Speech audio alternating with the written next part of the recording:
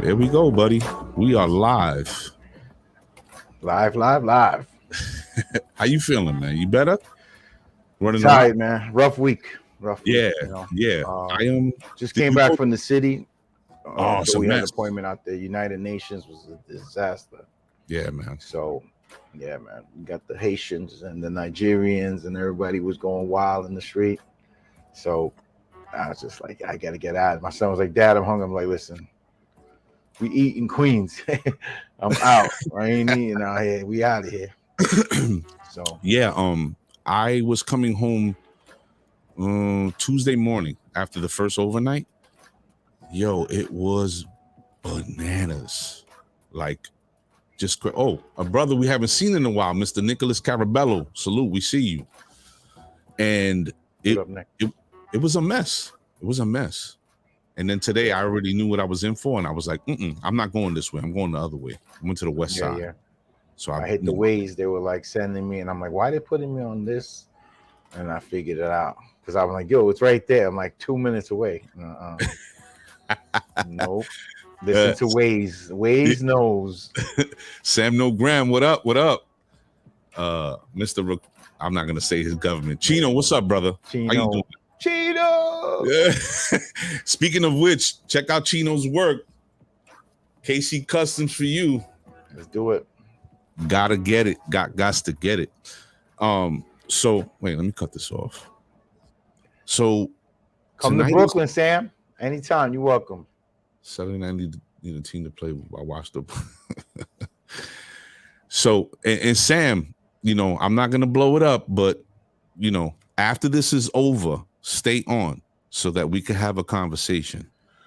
I made my way home. I had to run to Brooklyn. I didn't get here till like 11:30, and then I had to take a call. Dude, it was, you know what I mean? Yeah, it was crazy. Salute to Ms. Zenobia Mercado, my two sonfus, Josiah and Asa. Oh, Aaron and Kelly are watching, and Aiden. Salute to you. Squad up, man. It's happening. You see, look at Sam. I owe you a call. The regular schmegular, Miss Angelica Reyes, all the way up in Ohio. She hates it up there. Mr. Johnny Chavez is in the building. Damn. So tonight we got an interesting show, man. We're giving a salute and a nod to our people. It's Hispanic Heritage Month, and tonight we have a very interesting story from a group of people that we're sort of connected to, and they're going to be telling their family lineage and how they came to find each other through DNA, and it's a great story. Cool. So I hope everybody is tuned in for this learning moment, because you're going to learn a lot of things about us as a people, and how we choose to move and create families. We're in the education field, regardless of what people think. We're in the education field, 100%. That's right. What's the saying, sir? Los primos se primen. Easy. Hey, yo. Y los tíos se tillen. Our brother, Mr. Chef J. Martinez. Good evening. What's up? So yeah, it's gonna be a great learning moment. I hope everybody is locked in, and it's gonna be. We have 1, 2, 3, 4. Wow, we have a full room right now. We have a full room. So sit back, relax, and just listen, man. So we're gonna get into these salutes before we go into the intro. Or do you want to do it in reverse? I want to do the intro and then do the salutes. Whatever you want to do. This guy loves making decisions. I go with the flow. There you go. All right, Mommy was how do you call it? Like a hippie or something. All right, you know what? We're gonna run this track and then we're gonna get into it and we're gonna start the show. All right, let's go.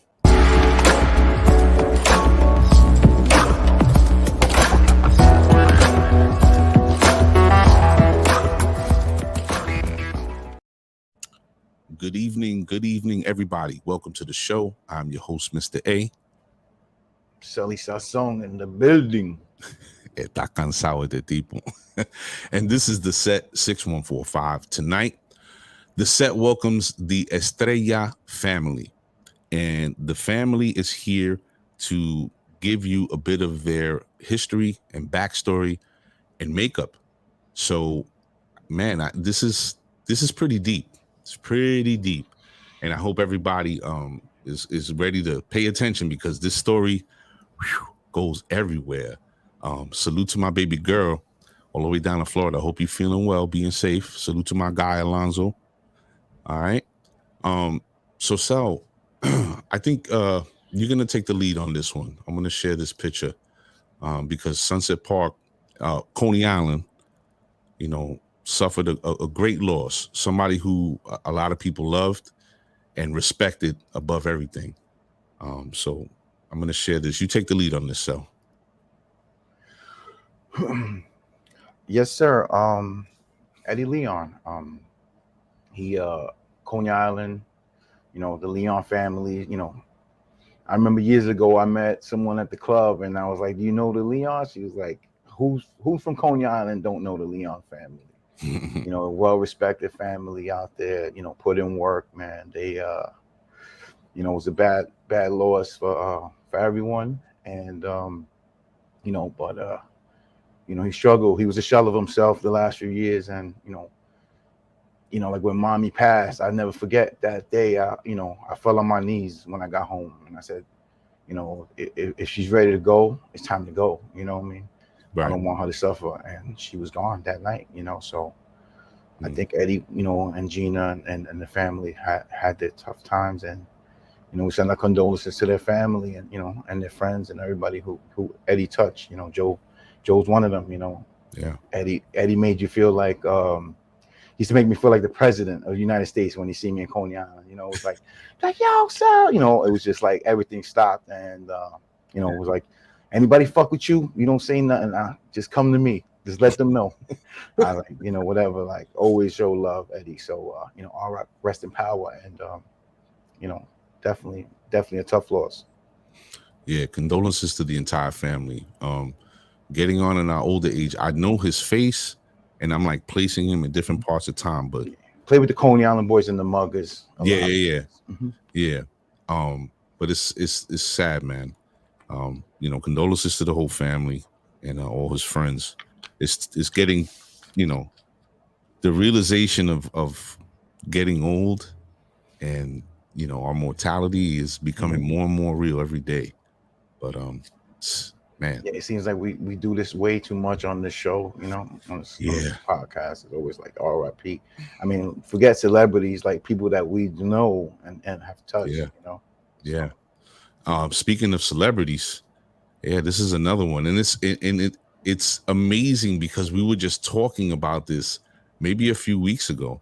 And now another one from the same group is gone. And I'm using this picture specifically for a reason, because this is how he's been in a lot of movies. He's been in Players Club. He was in Menace to Society. It was a small part, but memorable. But Anthony Johnson, he played Ezel on Friday.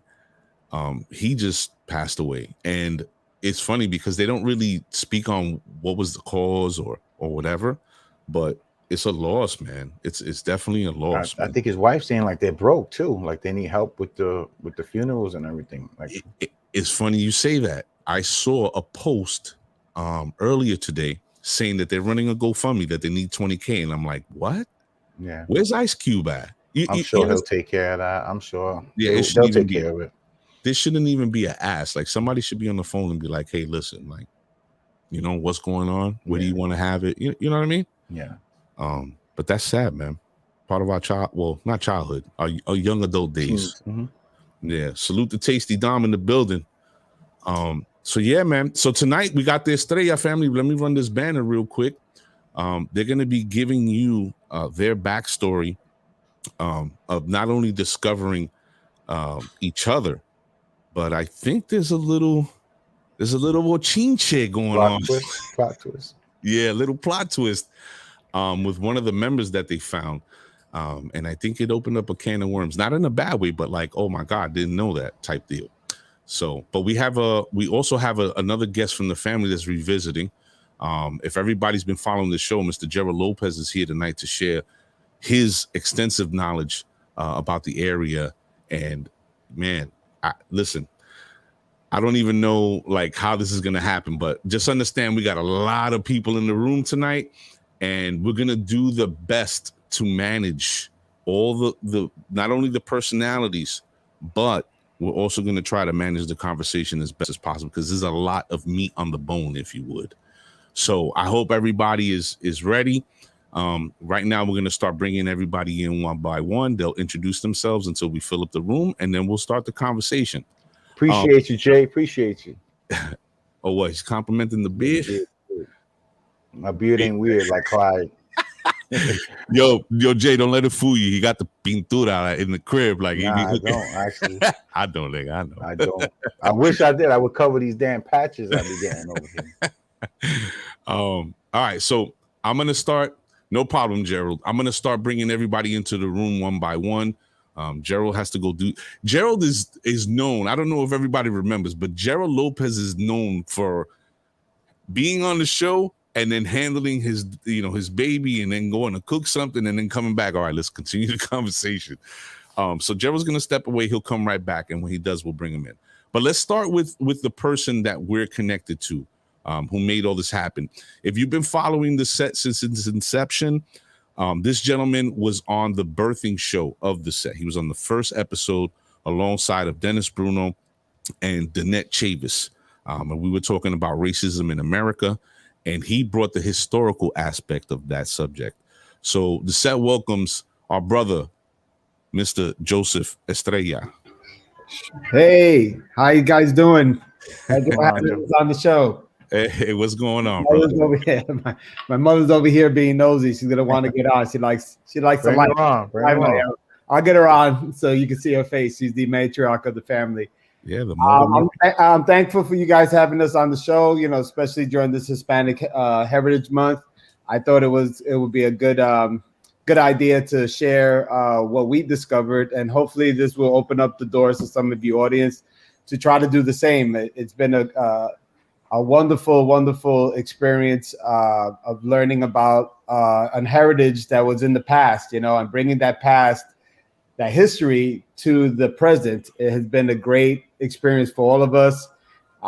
Myself and my sister are part of this group. I think we're the only brother-sister combination in the group. Everybody else are just family members, but we're the only brother-sister combination. Mm-hmm. And we have learned so much about our family that we had no idea.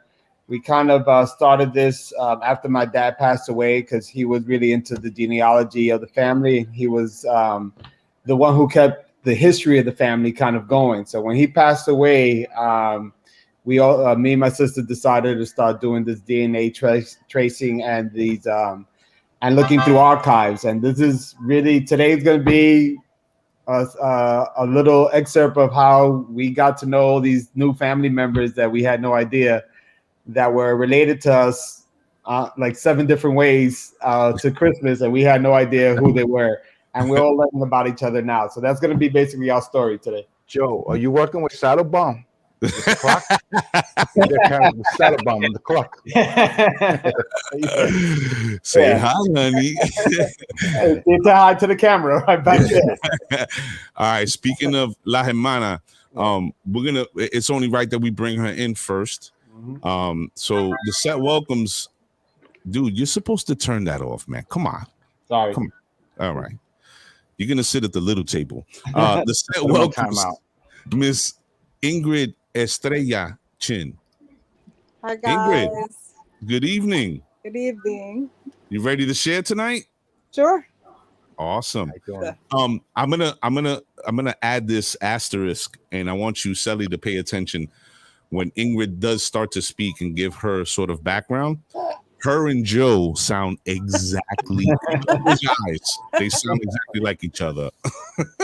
So wait, it's not proper to ask a woman's age. So is she your big sister or your little sister? Yeah, I'm the older sister.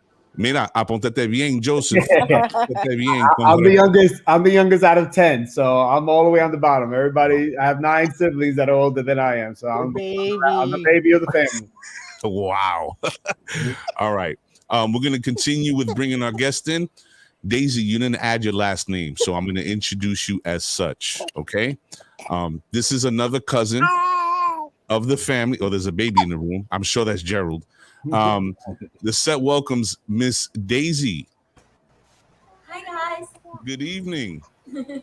And are you an Estrella?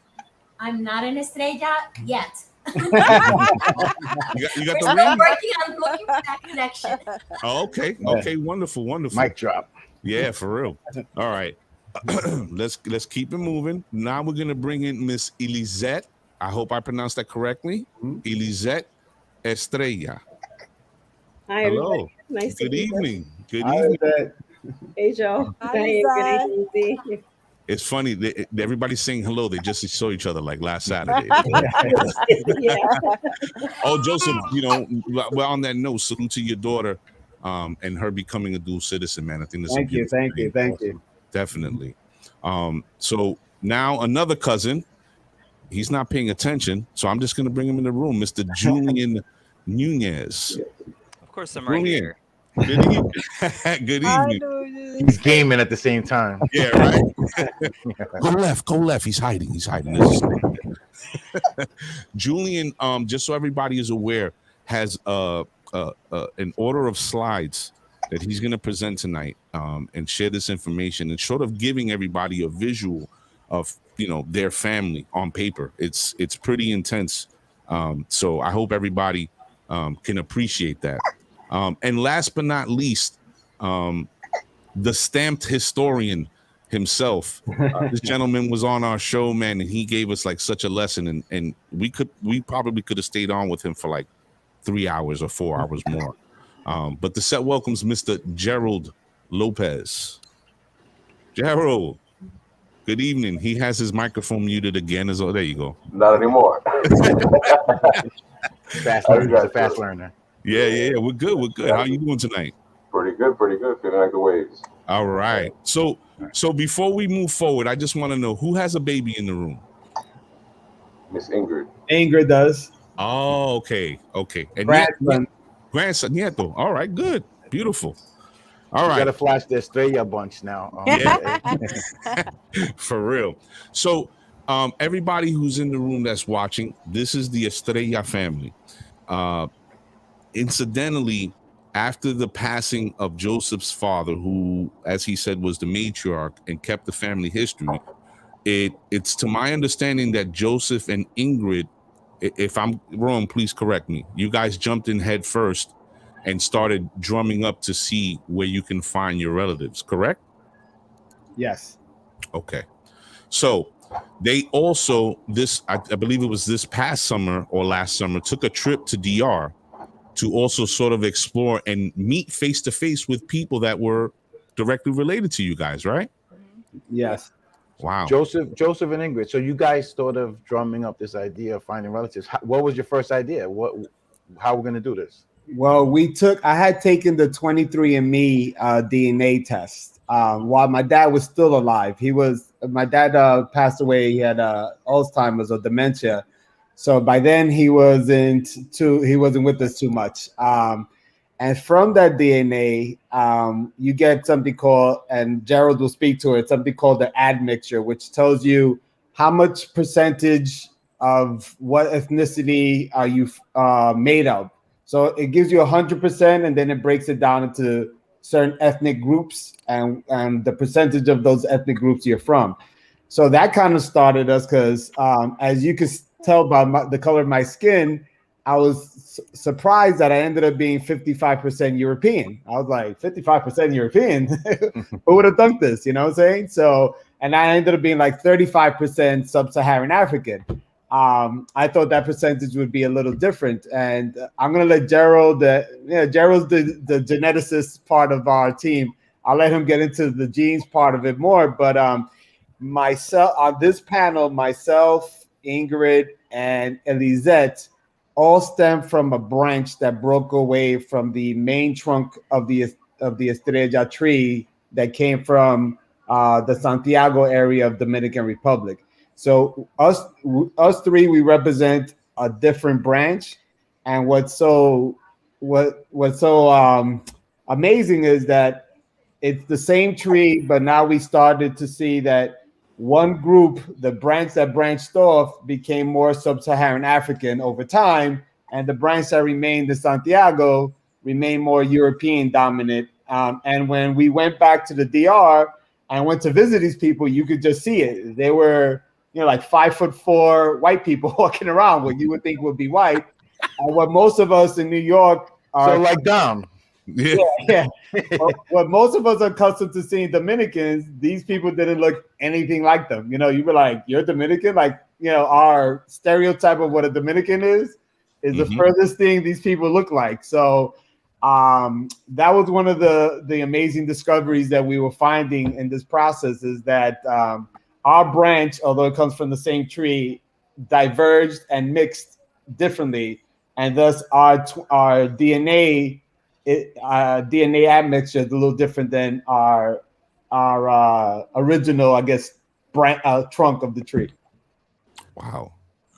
So I would imagine that going into it, Ingrid, going into this situation, were you aware of the different mixtures of your lineage and your background? Did it surprise you at all to come to understand that you have this different makeup?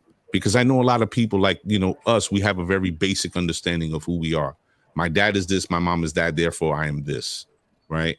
But when you go this deep, it changes the framework.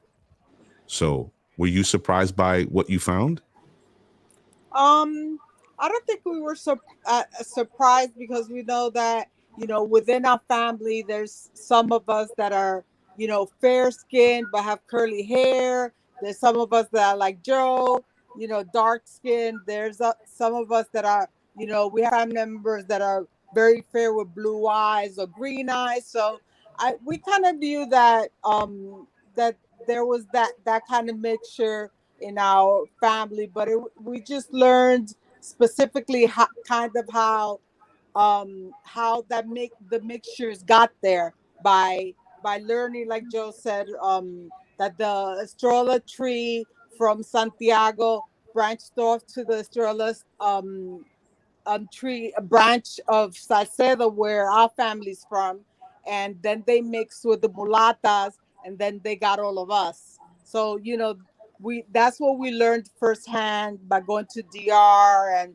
visiting different people and having those different people take DNA tests, which Joe and I we took to DR, and we tested about, I don't know, like 4 or 5 guys. We tested from the family to see if they were part of the Estrella family, and see their genetics and all that stuff. So Wow. yeah. So I'm assuming Julian, Daisy, and Elizette, were you guys a part of this trip, or was this a situation that you come to find out after the fact? We all knew each other, I think, at that point, but Okay. no, we weren't a part of this trip. No. Okay. And Daisy, were you surprised to sort of come to the understanding that these people were part of your family, the history behind it? Yeah, very surprised. My journey with this whole thing started, maybe, I think it actually started with an episode of Oprah Winfrey maybe 20 years ago, when Dr. Oz talked about 23andMe and that you could get health reports from it. But back then, I think it was like $300 to get that test, so I couldn't. But then when 23andMe started offering the test for, like, I think at that time was maybe $80, I said, and you get health reports for it.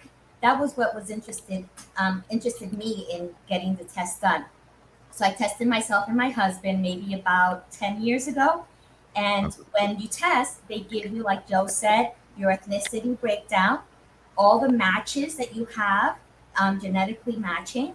And they also provide information about how close those matches are to you. So when I saw Joe there and with such a close relationship to me, when he eventually tested, because I think it was a couple of years after I had tested that, then all of a sudden I saw Joe in there, and I'm like, wait, I know all four of my grandparents. I know all of my cousins. My mom and my dad are the oldest in each side of the family. All my cousins are younger than me. We all grew up together. And having children outside of marriage wasn't a big thing in my family. So I'm like, where did Joe come from? Who stepped out? And because this is too close, and 23andMe wasn't too accurate, but it kept showing like a first cousin. And I'm like, no, I know all my first cousins. So I was a little hesitant to contact him because you don't know what's going on. You don't like, did his mom step out? Did his dad? So it was very weird. But then he reached out to me and we started talking to each other and exchanging names and last names and surnames and pictures of people. And then more of his sisters got involved as well in sort of testing. And I also tested then my mom and my husband's parents. Unfortunately, my dad has passed away, so I wasn't able to test him. So I knew that it was on my mom's side that he was related.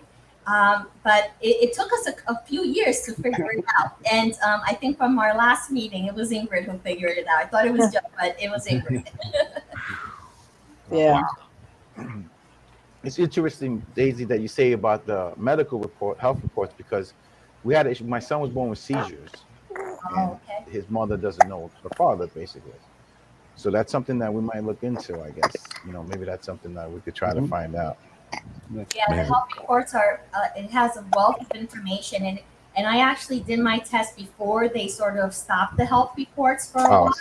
And then now they're back and they provide a lot of information, but that was also it sort of gives you peace of mind for a lot of things, because I'm thankfully there's a lot of things that I'm not genetically inclined to do. But there's other things that also came out true, so it's very interesting. But I found a new first cousin that I didn't know I had. Wow. And Sally, you have to watch out because Gutierrez is a family last surname. Oh man, that's how actually a lot of us Estrellas are actually connected from. I think that's like 4 generations ago. We're Gutierrez, and Gerald will probably speak about it. There was a lot of migration, more than I even understood, between Dominican Republic and Puerto Rico and all the islands. People move from island to island so frequently. Right. So if you guys take the DNA test, you and Millie, we might know why we get along. Yeah. We're actually family. I like the way he said that. Elizette, he said, we'll know why we get along. When we were younger, I don't know if everybody was in the room to hear that Sally, we had a love-hate relationship with Joseph. Joseph was a talented athlete, so we hated his guts, but we had to respect his work on the field. Elizette, I see that Daisy sort of comes into the picture sort of in a surprising way, right? Is your situation similar, or you were completely aware because you hold the last name Estrella? You were completely aware of your place in the family, correct? Yeah. I growing up, I had a lot more travel back and forth to the country, and we had we always stayed in touch. Like my parents always sent my brother and sister there for the summer. They were actually born there. I was born here, but I knew of Cesar Estrella's kids. I knew that he had children, but I didn't know them personally. And in meeting everybody, we realized that at some point in our childhood, we have to have been in the same room at the same time, because we share the relatives that we used to, every Sunday you go to the house and you visit and everything else. So somebody was sleeping on the coats. Somebody had to be sleeping always. on the speaker. Yeah. On the coats, that and also, it's I kind of knew a little bit more about, there was more relatives that I was aware of growing up, and that maybe Joseph and Ingrid really didn't know about, so there was a little bit more there that I knew going in. But I have found a plethora of cousins that is just incredible how we're all connected. Well, what's so funny about Lizette, on top of her being related to Joe and I by being an Estrella, her grandmother, her maternal grandmother, also had a son with my paternal great uncle. So Right. we're related through that side too, which we just found out like about, I don't know, maybe in the last year. We actually found out because I saw her picture. And I'm like, who is this? And then she told me it was her uncle. That's my uncle. What? Well, yeah, said, her uncle. And I'm like, but why Tia Florencio? That's my father's maternal name. And I'm like, how is he he has the exact name as my great uncle. I'm like, how is? And then she told me that he was his son. I was blown away. I was like, what?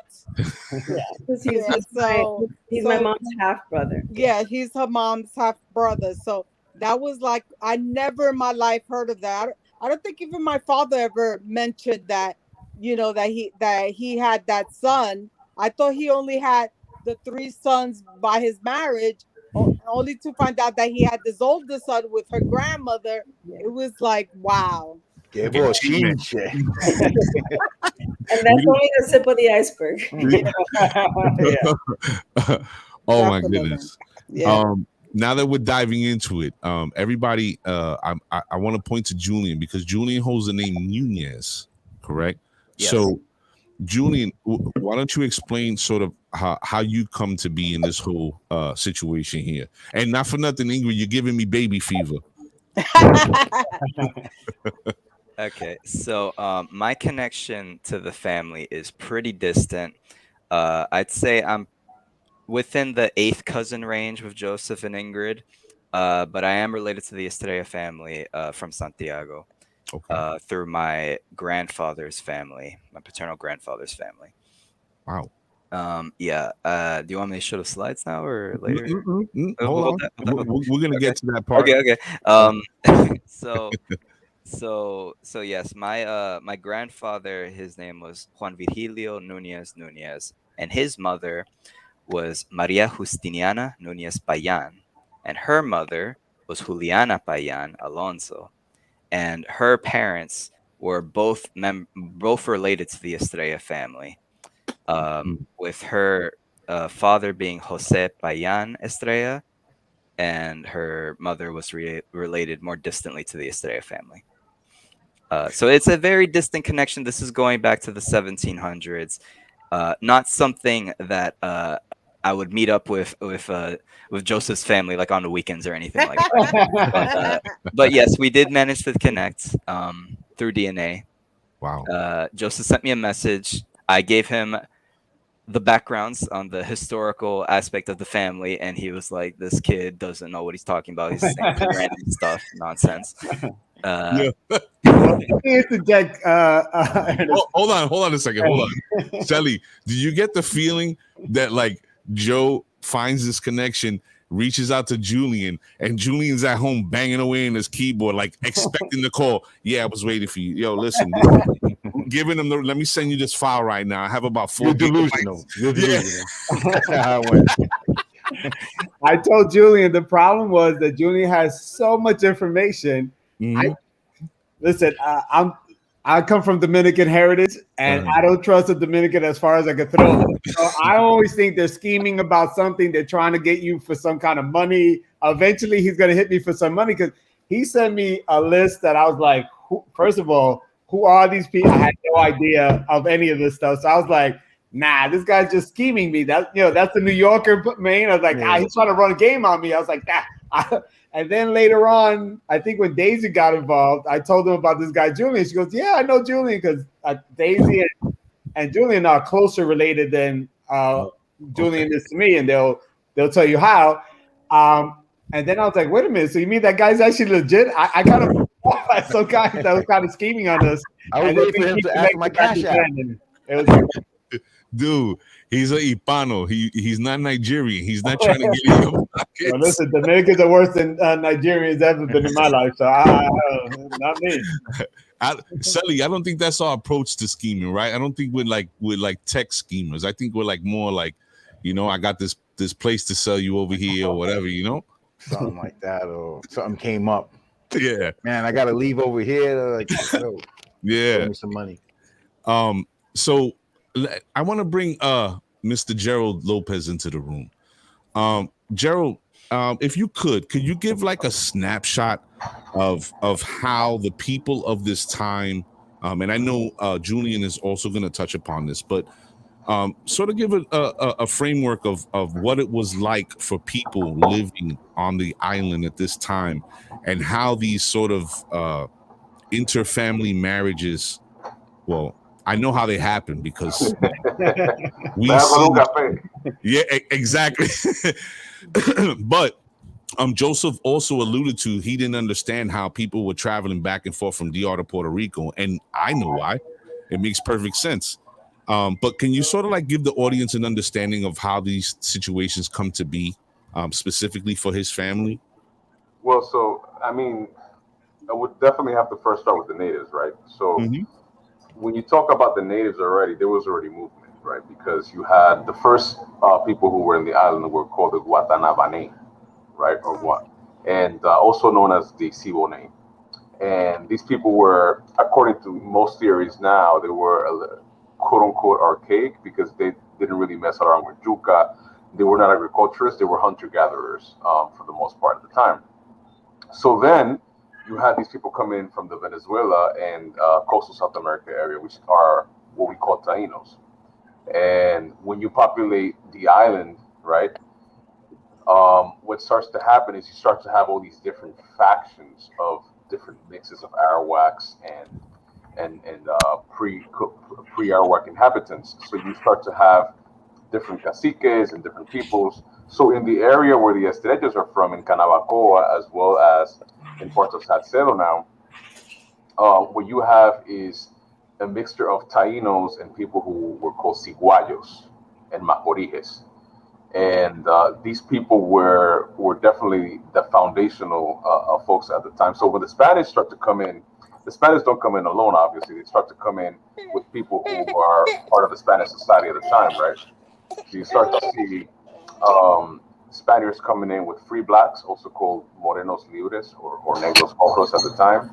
And they start to come in along with Sephardic Jews who were hiding most of the time, Moors as well. So you had a mixture of free people of color and enslaved people start to come in very high numbers in the island, right? And what starts to happen is you start to have this sort of continuous movement of people coming in from the Iberian Peninsula. But a very important tidbit is that when they discovered that there was gold and minerals in the La Vega area, which touches parts of Santiago and parts of Canabacoa, La Vega Real, they decided to start bringing in natives from other places. So we started receiving natives from Curacao, from the Bahamas, from Jamaica, from Puerto Rico, and all these other islands and coastal South America, as well as Florida, as early as the 1500s. So you already started to have a ton of movement then, right? On top of the continuous migrations from the Iberian Peninsula of Spaniards and free blacks and Jews and Moors, as well as other European nationals, right? So I would say if I have to sum it up, 1400s to the 1500, the end of the 1500s, you had, because of the economy, you had a huge boost in slavery. So you had people coming in from the Wolof Kingdom, from the Biafada de Bran, and the Angola, coming in pretty heavily into that area, right? And eventually, because of the circumstances at the time, some of them will get their freedom. So you start to see in 1600s already, you start to see some free blacks, as well as Spaniards, Portuguese, and French owning land and owning things. So you start to have these families but this is the important differentiation. From the 1500s to the 1600s, especially the early 1600s, it was a very stratified society, right? So what you had was Spaniards on one side, right? And then you had everybody else on the other side, whether they were free people of color, Portuguese, French, English, Irish, separate from each other and not necessarily working together. But what starts to happen is that in the 1600s, sugarcane crashes, slavery crashes. And literally, if you looked at a census, the island goes from having a 95% enslaved population of color to a 73% free population of color in 80 years, from 1605 to 1685. And that whole scenario, what it does is that it starts this intermingling of people. It starts this mixing of societies and of languages, and it creates a sort of a criollo, the Dominican criollo sort of prototype. And the story definitely does not end there, because what starts to happen is, because the island is in a depression, the cream of the crop Spaniards had left to Peru. They were like, they got more gold than these guys do, so they left. And they were like, they went to Peru, they went to Mexico, they went to Colombia, and all these places with very large gold mines. So we're left with an abandoned society, a Creole society, all the way till the end of the 1600s. And then things kind of start to kick back up. And the Spanish Empire is like, we've got a very depopulated island, so let's start bringing people in. And that's when the Canarians start to come in large numbers from the 1680s to the 1740s. And it's theorized, right, by some as Julian was mentioning in the backstage before, that the Estrella family has the oral story of coming from the Canary Islands, right? So this would have been the time period that they would have came in, and additionally, they would have 100%, from what we can see in the DNA, they would have intermingled with this prototype Dominican Criollo campesino that would have existed at the time. They would have intermingled with these people, mixed in the first probably couple of generations. And as time goes on, we get towards the 1800s, and that's when we start to see some of what we can reach in the genealogy with the defensas and what Julian has to show us. So basically, Gerald, what you're saying is, at the time, they were in a society that was sort of like a gumbo of people, all these different races intermingling with each other from all over, like the globe and in the Caribe, basically. Yes, and I would say, I would have to add one thing. What helped that happen, right? Because a lot of these, like if you go to other Spanish empires at the time, right? Sorry, other Spanish colonies, like for example, parts of Mexico, parts of Colombia, you don't see this as much, right? You see a lot of this is where the blacks live, this is where the Indians live. Yeah. You see more of that in other places. The reason why this happened so swiftly in the island is because of abandonment first. Right. Like I said, the gold was elsewhere, so they left. And then second, you have a perfect storm, because what starts to happen is sugarcane becomes unrentable, becomes too expensive. And on top of that, it's almost like like one of those movies about the 7 plagues of Egypt. We actually got a couple of plagues. We got an earthquake like in 1650. Wow. And then we got a huge yellow fever that killed 1/3 of the population, 1666, 666 year. It's almost like something out of a movie. Right. But that's exactly what happened. And because that happened, that started to dismantle some of the social differences that existed in the 1500s. I mean, in the 1500s, if you were not a Spaniard, you could get, burnt, you could get chopped up, and all sorts of gruesome tortures and stuff. But by the 1600s, this all changes. You have a more inclusive society all over the island. Wow. So that's how you get the gumbo comes because of abandonment and random chance. Wow. Or divine, some people would say. Ladies and gentlemen, if you're just joining the show, I'm your host, Mr. A. Sally Sasson with the Estrella bunch. And this is the set 6145. Tonight we're speaking to the Estrella family. And if you were paying attention, a revisiting guest, Mr. Gerald Lopez, just gave an in-depth sort of chart of the history and certain time of when Joseph and everybody else in the Rooms family came to be and what was going on in the island. I find it really interesting to hear these things, because Mr. Lopez doesn't just gloss a certain pocket of history. He gives you exactly what was going on, what affected the people, what made these things shift and move. And these are things that, Sally, we've talked about it so many times. You don't learn them in school. These are like elective courses or self-discovery type things, right? And to hear him talk about, sugar cane being too expensive and, yellow fever wiping out a third of the population. We don't learn nothing about that, right? And the indigenous people as well. Like we know of Tainos and Arawaks, but then he spoke of other people, and I'm like, what? I never knew that. You know what I mean? So let me move over to Julian.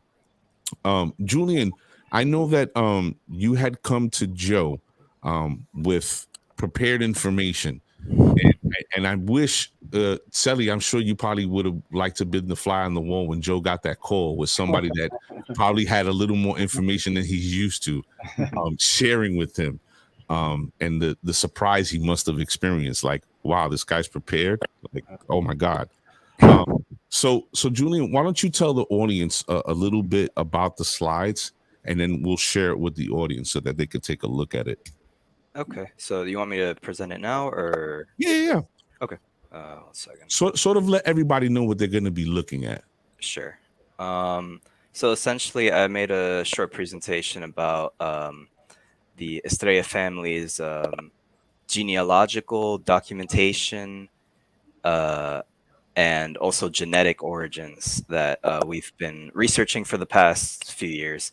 I started my personal research back in 2014 when I was 16-ish, and I've been really dedicated into looking into my Dominican and Puerto Rican roots. But for right now, we're going to focus on the Dominican side because that's where this family is from.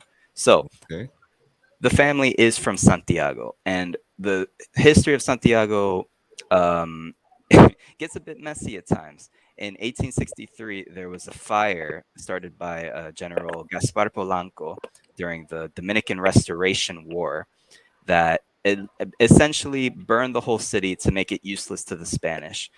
And what it also burned was all of the civil and church records that would have been immensely useful to helping us out. But you got to deal with what you got, and we have a different source. We have the dispensations, marital dispensations that were stored in Santo Domingo, so they were not cremated in the 1860s. And these are records that describe the kinship between the two marrying parties, either through blood ties, which is described as consanguinity, or marital ties, described as affinity, which is basically like if a person were to remarry a relative of their spouse. Wait, Julian, let me jump in there. Yeah. So, Sully, basically what he's saying is that at the time, the church had to give them like a pass. You're going to marry your first, second, third, fourth cousin. You got to come to us, give us, some blood money, and then we'll let you guys get married, you sinners that you are. Yes, essentially, this was a thing back in since the beginning of the Catholic faith. It actually comes from a Roman tradition. Where this stuff was like frowned upon. It wasn't an agreeable part of society. So these dispensations are from very, very long. It's a very long origin of this tradition happening. Basically, Roman tradition translated into the Catholic faith, and the normal range for a dispensation would be. They go by degrees, so degrees up to a common ancestor. So the normal range is between second to fourth. So this is like fourth to third cousin. These are the ones that you traditionally see. But in my research, I have found irregularities. So occasionally you get the first, you get the occasional first with second, and aunt and nephew. I have a memory of one of those. I even found one. This is in my family, a very distant connection. It was first with fourth. So this is a woman. This is a man marrying his great grandniece. Jesus Christ. Yeah. So this was like what year is this? This was like 1830s, 1840s. Yeah, no good there.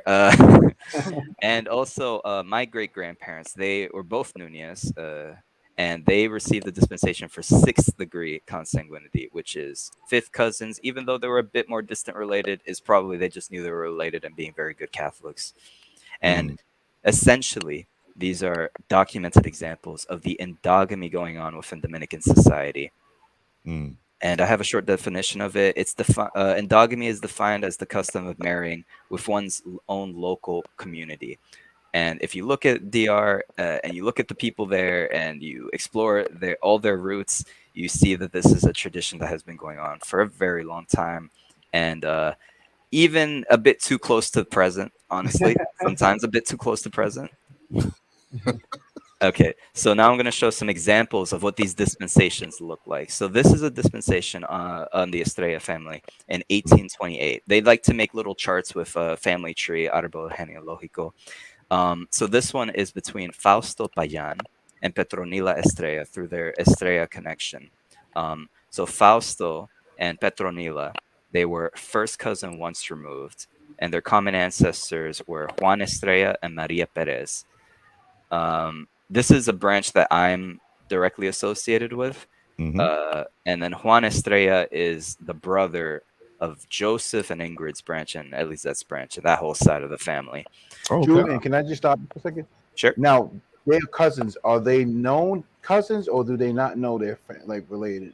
They 100% know they're related because they wanted to make sure. provided this information. If you actually look at the document, it'll say that it's like an interrogation almost of, do you understand that? Like, what is your connection? How are you related? Is this true? And they have to say yes to everything. And then this is how los primos se primen. This is how they do it legally. Yes.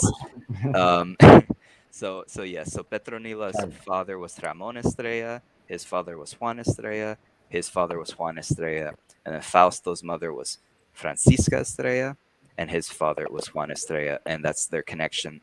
They 100% knew this. They would have to get witnesses, members of the family who knew of this connection and could verify this connection. And basically go through a whole legal process to accomplish this. I have one other dispensation right here. This is a tie through the Fernandez family, but it does tie into the Estrella family.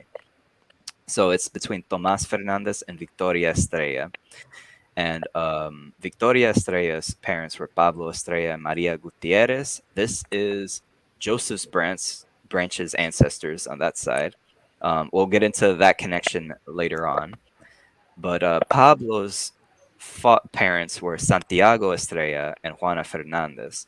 And Santiago Estrella was the brother of Juan Estrella from the previous image up here at the top. I will go into that in a little bit. I'll show you how we prove this connection. So this dispensation was in 1834. The earliest ones began the late 1700s. So you could get back a few generations before that in Santiago through this. We're not going to go over all this information, but this is essentially a publication by the late Julio Amable González Hernández of the Instituto Dominicano de Genealogía, idg.org.do. It's a very good source for information on the genealogy of the country. In green, I've highlighted my connection to the family, which I will present in a moment. And in blue is the connection with Joseph's family and that side. So this is my personal connection to the family. I'm here at the bottom, Julian Nunez. That's my Spanish name there. And then my father is Juan Nunez, and his father is Juan Virgilio Nunez. And through his mother's side, we connect. I mentioned the names before, Maria Justiniana. Then we go to Juliana. And Juliana's parents, luckily in a sense, they were related. So they did receive a dispensation, which allows my branch to go back even further. So Jose Payan Estrella and Manuela Alonso Gutierrez, they shared fourth degree consanguinity. So they were third cousins. And that's the like the limit though. So that's not too bad. Julian, let me jump in because Sure. we just had another addition to the room. Sure. I want to introduce everybody to Miss Mary Estrella. Good evening, Mary. Hi, everyone. Why don't you introduce yourself and tell your connection to the family? Can't think right now because I was waiting in a different link, but I am from the Canabacoa branch. So I come directly from, hold on a second. Mary, is you have to do at least like 3 shows on Mary, because she's related to like everyone and every way. I mean, it's a Really? miracle. It's a miracle that she walks upright with the Sorry. mixture of genes that she has. Um, Bendito yeah, Ingrid. so I'm cousins with everybody from both sides. But yeah, I come directly from Santiago Estrella. The line that goes down is Pablo, and then my direct line is to Anacleto Estrella Gutierrez. Wow. And You then gotta do it this in the keeps room. going and going Familia, and going. familia. There you go. Yeah. There you go. But Did- I messaged Joseph, and that's how I connected with everybody else, because I didn't even know that branch in Salcedo existed. so you didn't know this was complete discovery by chance. Yeah. Uh, I actually just physically met all of them, well, except Uh-huh. Gerald, Uh-huh. last Saturday. And where are you now, Mary? I live in Albany, New York. Oh wow, you're in Albany. Okay, Yeah. I frequented Albany over the last 20 years. That's crazy. Yeah. Wow. This is, go ahead, Joe. I was about to say, ask Daisy where she lives in relations to where I live, and we had no idea. We're actually born in the same year. I think me, Daisy, and Lizette are all born in '69, and we had no idea about each other. And Daisy lives right here in Bay Ridge, like, What? 69th Street. Yeah, she lives right here. I'm like, I grew up blocks there. away. No idea. Yeah. Did your guys' parents, whoever's still with us, did they come around to meet each other and be like, Interact. oh, huh? Interact. Like, Yeah, and interact with each other? My dad and Joseph's dad grew up together. They knew each other. Yeah. They kind Wow. of, yeah, and a lot of, they had a lot of interaction, like the adults, Right. throughout the years. Uh-huh. But for whatever reason, probably distance, because they lived in Brooklyn, we lived in Manhattan, transportation, whatever the case would be. But the children, the children never met really, but the parents did. They did have a close relationship. Like Oh, we know that. dad, Yeah. my Real dad, close. that where there's little secrets and stuff, and how they go around their places. But Spanish people with secrets? Nah, that's not possible. Surprise, motherfucker. Let me Mary, I'm gonna ask you, because you're the newest addition to the room. I want to ask you, Yeah.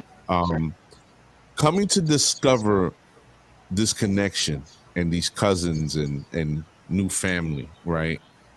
When you're an adult in different times in your life, your thoughts and how you view things changes. It evolves over time with your experience.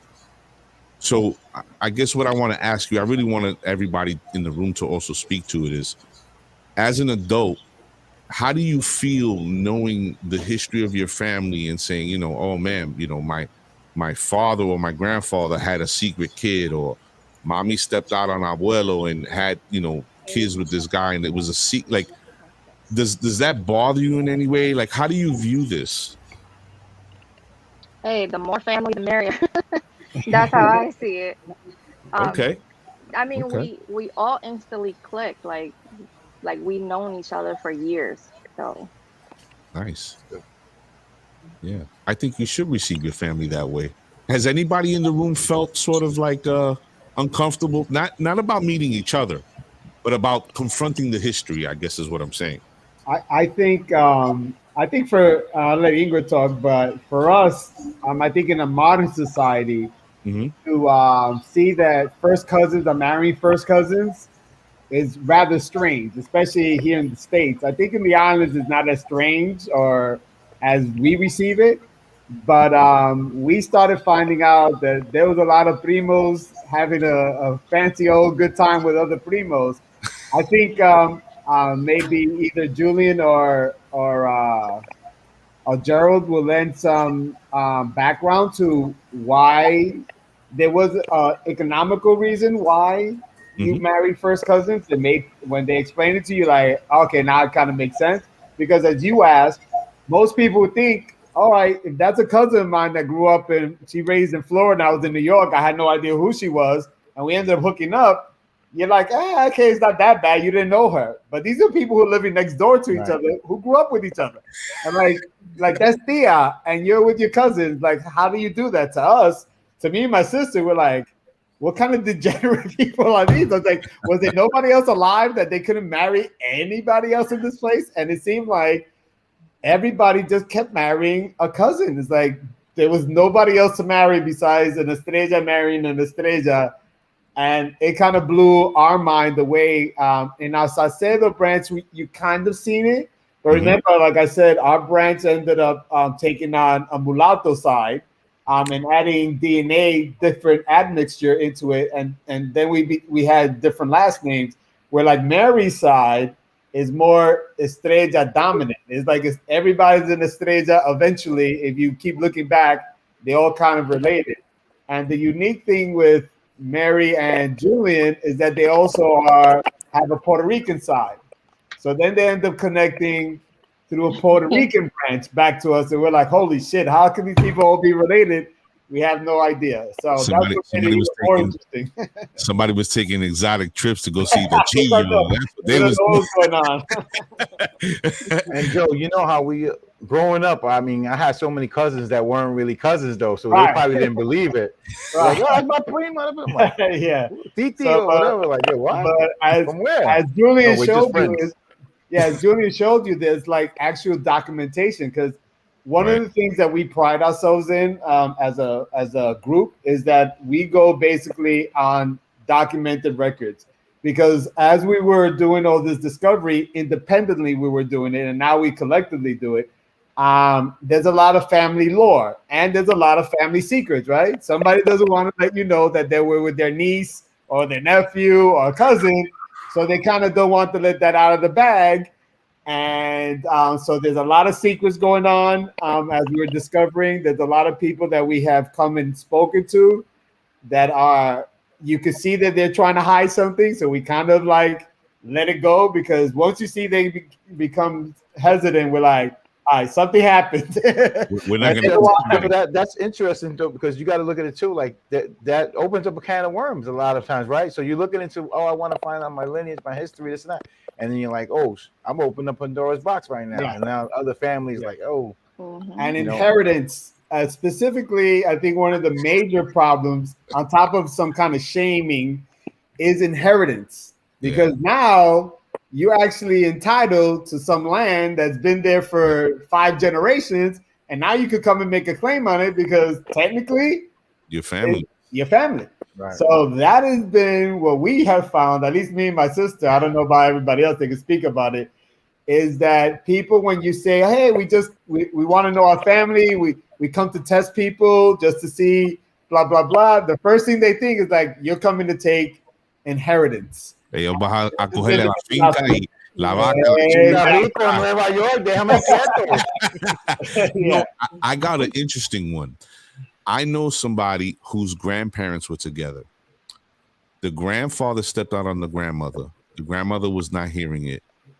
The grandmother ends up in a relationship with this person's mother's father, essentially her other grandfather. Wow. Does everybody hear what I'm saying?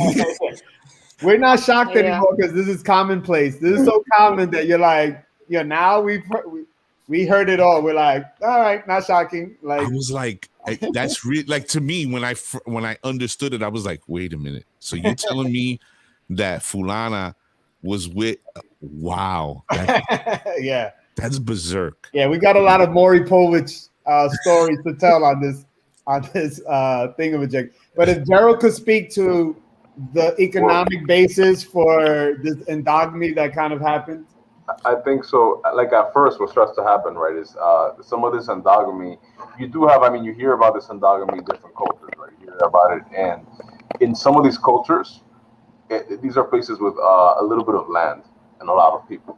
So when that happens, you start to create endogamy almost by force because, Canary Islands, there's a volcano right now in Las Palmas. These are places that are very it's tight, right? So there's a lot of competition for resources. The Middle East, we hear a lot of first cousin marriages in for example, Palestine, parts of Egypt, and Syria. And this has a lot to do with the lack of access to a vast amount of land, right? So you start to create this for economical reasons. It's like if you have 2,000 acres of land and you're marrying your cousin, it kind of stays in the same, in the same vicinity.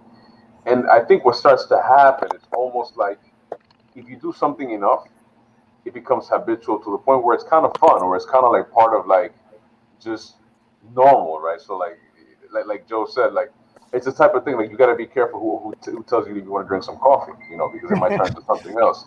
So se cuida. So it's the type of thing that it's become.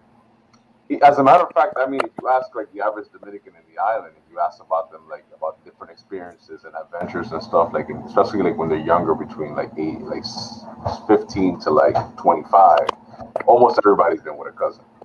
It's very common, and at least for practice, right? Not necessarily for marriage, but. Listen, I'm turning into a teenager right now. You just have to forgive me. Just the way he's framing everything is like, oh man. So this type of thing, like it might have started off economically, and it did for a long time, but it gets to the point where some people don't know why they're doing it, and it's like they see their parents, they see their uncles, they see their aunts, their grandmothers doing it. They're like, well, what's that? She lives next door, she doesn't look that bad, or he doesn't look that bad. And then. The other thing is that because of the way that the everything was dominated by the Catholic Church at the time, so you couldn't really practice too much, especially if you were a woman. It's like you had to get married, right? There was a big pressure on marriage, and marriage. So this is why I think it still happens. Maybe not for the same reasons, but now it's like nobody has the evidence for it. But back then you needed dispensation, you needed the permission, and all of that. But it tends to happen, and like I said, it doesn't really have a color necessarily, right? It doesn't really have.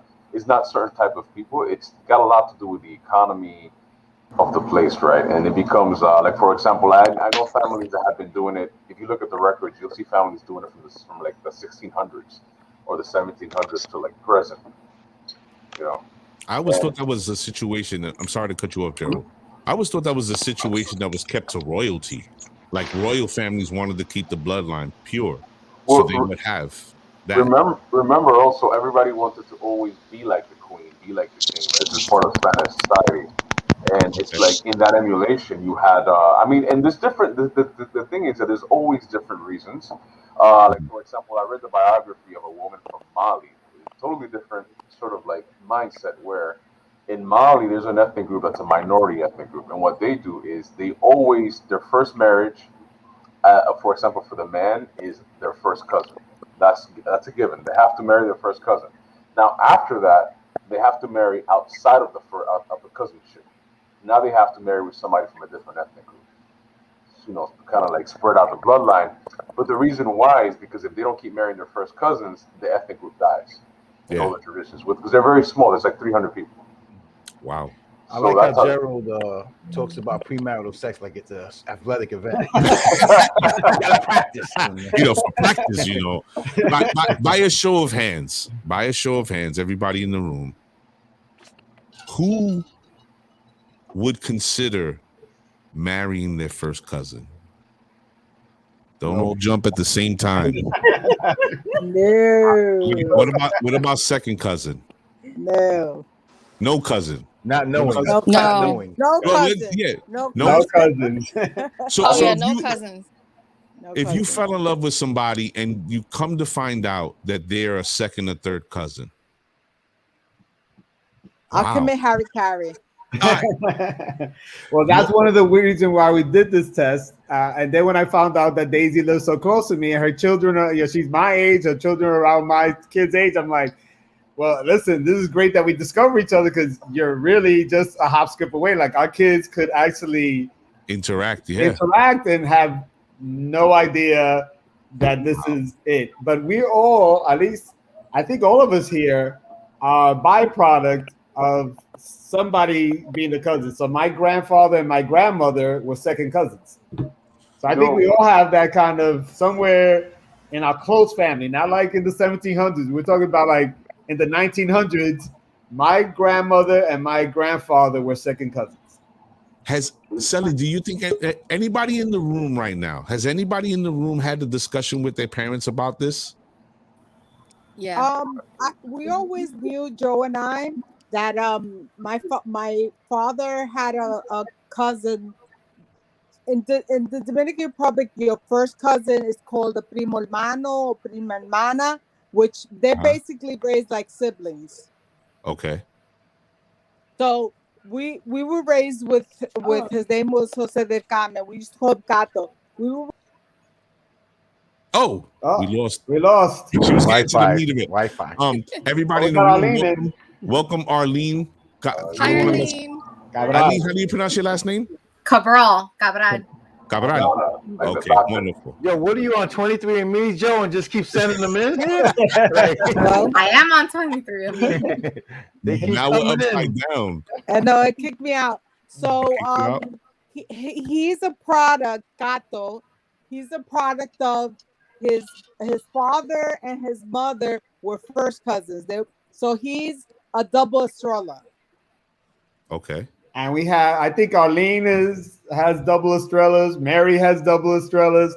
It's very common that they kind of married. I think Gerald did speak to us that on top of economics, I think at some point trying to keep the race or the line wider was another factor that factored into why they kept marrying into each other. Is that if you were of obviously the hierarchy or the stratification, if you were a wider Dominican, you tended to be in a higher class or had an opportunity to be there. So I don't know if Jerry could speak to that kind of thing that might have happened, how race and color might have contributed to cousins or line keeping the endogamy going. Hold on, before you do that, Julian, I gotta ask you to stop the share on the slide. Okay. Just 1 sec. All right, one more sec. Ladies and gentlemen, if you're just joining the show, I'm your host, Mr. A. Shirley Song in the building. This guy's full of enthusiasm. This is the set 6145. Tonight, we have the Estrella bunch here. As you can see, there's 10 of us in the room, and we're exploring their story and how they've come to discover each other. And somebody just got bounced. Ingrid just keeps hitting that button. Gerald, before you give your thought, I want Arlene to introduce herself and tell the audience her connection, and then we'll go to you, Gerald. All right. So, hi, everyone. I'm Arlene Cabral. I am also more closely related to Mary than everyone else in the chat because we're our line, I guess. We're from Canabacoa, the towns in Santiago, the Dominican Republic, where the Salcedo branch came from originally. Okay. So our family present day still lives in this town of Canabacoa. And really? Yeah, so our family has been there in that area for over like 300 years. So are you from the cousin side, or are you from no, we don't marry our cousin side? Oh, we marry a lot of cousins. If you didn't marry a cousin, then you're the weird one. Oh, really? Your husband too good. Yeah, right. They're turning their nose up at us. I had asked everybody in the room before you came in by a show of hands who would marry their first, second, third, fourth cousin. Is that something that you? I guess not. Okay. No. I tried to avoid it, but thanks to ancestry, I did find out, and Julian was to blame partially for connecting the dots for me. That my husband does come out to be like my fourth cousin. That's not. But still, I tried really hard to avoid that. To move like further away, go west or something. I was like, yeah, we don't know that part of the family. We don't know anyone from his family. They're like in a different part of the city. Right. There's no getting away. The Estrellas run deep. Yeah, for real. Okay. Yeah. Let's jump back. Gerald, do you want to speak to Joe's point? Yep. I'll. So to summarize what Joe was saying, there's definitely a factor of race or color, right? Because obviously we're living in a colonial society, and in those times especially, it was even a stronger thing, right? So if you resembled more so the Spaniard, you had more access to certain things and more ability, right? Less suspicion and that. So there, at first, right, when it started, the first conflict, if I had to summarize it, it was some of the people who were coming in from the Canary Islands, which were more of the whiter class from the 1680s. They were most, at first, they were like, I'm going to marry another Canarian because we're from the same peoples, right? But then the local peoples who were in power were mostly mulattoes and black folks. So it turned into like, not these guys, you know. So it started to become a sort of separation of color to some point. But it is interesting to say, like, for example, like my wife's family, they're very dark skinned and they do marry their cousins, right? So there's no exclusivity to cousin marrying in a lighter skinned family necessarily, right? It did start out with the light mulatto family, the Del Montes in Santiago, who became the Almontes. But it definitely happens across. It happens in the Southwest in places like Aswa, where people are not necessarily mostly light skinned. As well, you even have some. That's where we have the very famous genetic marker called the huevedoses, which are the kids that are born girls externally, and then when they turn 12, they have a hormone rush that makes their literally the balls drop. Hold on. Joseph, thank you. That's all I'm gonna say. Thank you. This guy, Selly, has a wealth of knowledge. So if you remember the first show when we had Gerald on, he took us down like this long, and I don't mean hold your thought, Gerald. All right, I don't want you to. All right, he took us down this long winding road that just kept opening more and more doors, right? And we were just like, what the hell? But now he introduces us to the huevo-roses. What are they called? Huevedoses. You can look them up online. Gueve. I'm not looking that up, brother. I believe you. We trust you. We trust. Yeah, we trust you. So you do have, this is part of the, they say that the originator of that line was Altagracia Carrasco in the southwest of the island, and then they kept cousin marrying, and then they have this genetic mutation that does that crazy hormone rush that turns girls into boys, or what looks like girls into boys. But they're technically boys from birth, it's just that it doesn't look like it at first. So it's part of Dominican society, but there's definitely, if you go to certain campos, what starts to happen is this, is if you have these families coming from the Canary Islands, they're marrying each other. First they're marrying the local peoples, which are mostly people of color, then they're marrying each other. So what you start to happen is when you have all these Africans coming in the 1700s, the French were bringing in the Bourbons and the Spanish were bringing in a very large amount of Africans. So now you start to have this differentiation where they're not trying to mix with this newly coming wave of Africans. So you start to have, this is why Joe's family, for example, when they moved to Salcedo had a lot more integration, and there were Atos, and then there was more slavery and free people of color in that area. So this is why when these Estrellas come into Salcedo, they're marrying darker women and they're marrying more African and mixed women in that area. So, but I wanted to, sorry to interrupt, I wanted to see a funny story because when Joe was talking about it, you were asking the question about, there's actually a real story to the question that you asked about people marrying their cousins. One of my cousins, right? Didn't happen to me though.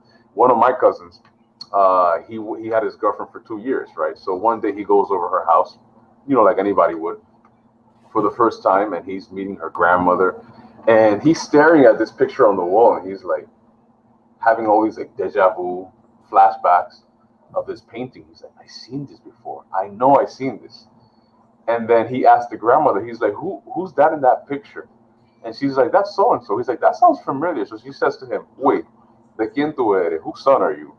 And then he says, well, I was raised by my grandfather, Antonio Castellano. He's like, Primo Antonio, pero Antonio, primo mío. Did you run out of the house or what? He just told me him and looked at each other. Because, you know, it's a newer generation, it's a little bit different. They just looked at each other in shock.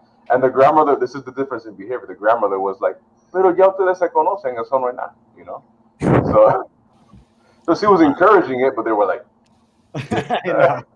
Joe, Joe, I want to ask. Yeah. I want to ask. Can we connect the dots here? Like you reached out to who, and then that person. Yeah. So, I had, I think, first reached out to Julian, but I thought he was scheming. So he sent me all this document. I said, all right, I'm not even going to pay attention to him. Then Arlene came into the picture. She showed up, and I reached out to her because I went. So you didn't know each other. No, I had no idea. So, but she when I looked at her tree, because we have 23andMe's more genetics, and then ancestry.com, you can also do the DNA testing, but you can also get on it to look up records, archives, like what Julian has, right? So, and you could do your family tree. So as you're finding your family members, you plug them into this tree. So you have the ability to share your tree. So that's how I ended up finding Arlene, because Arlene shares her tree with me. So I had to go back a couple of generations because her last name is Cabral. And I'm like, I don't know any Cabrals in my life. But when we went back, I think 1 or 2 generations, all of a sudden I started seeing Estrellas appearing. But I don't know who they are. I know it's a last name. Now, my dad always said the Estrellas come, everybody who's an Estrella is related. Some way, somehow, if you keep looking back, they're related. So I saw the names. This is what happened with Mary, with Arlene. Lizette, since she's part of the Salcedo branch, the Salcedo branch of the Estrellas have only been in Salcedo for 3 generations. So everybody that's from Salcedo knows each other because it's just a grandparent. It'll be my father's grandfather. That's as far as it's been. So they all knew each other. They all grew up on the same town, so they knew each other. So the Salcedo branch, we all knew each other. The Santiago branch, they kind of kept in contact for maybe 1 or 2 generations, but then eventually they stopped being in contact. So we had no idea about the Santiago side at all. So when Mary, I saw these names, I didn't know who they were, but I knew they were Estrellas. So as Julian came back into the picture and started with this dispensation thing, which actually was very helpful for us, because that was the only way we ended up finding how we were related, what the common ancestor was, because they were family, they were cousins marrying cousins. So eventually we were able to find Mary and Arlene's.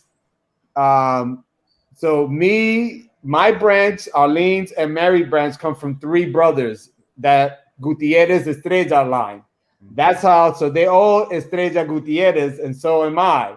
So 3 separate brothers who had, their own kids, and they branched out. So we're related through which Sally probably ended up being related to us. Sally, you're going to end up being Dominican, unbeknownst to you. That's why you're good at baseball. But anyway,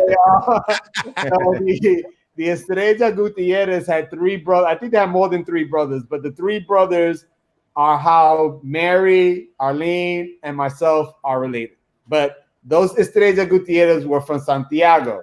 And like Arlene said, Mary's family and Arlene's family remained in Santiago, while my father's grandfather took off to Salcedo and formed a complete separate branch of that trunk.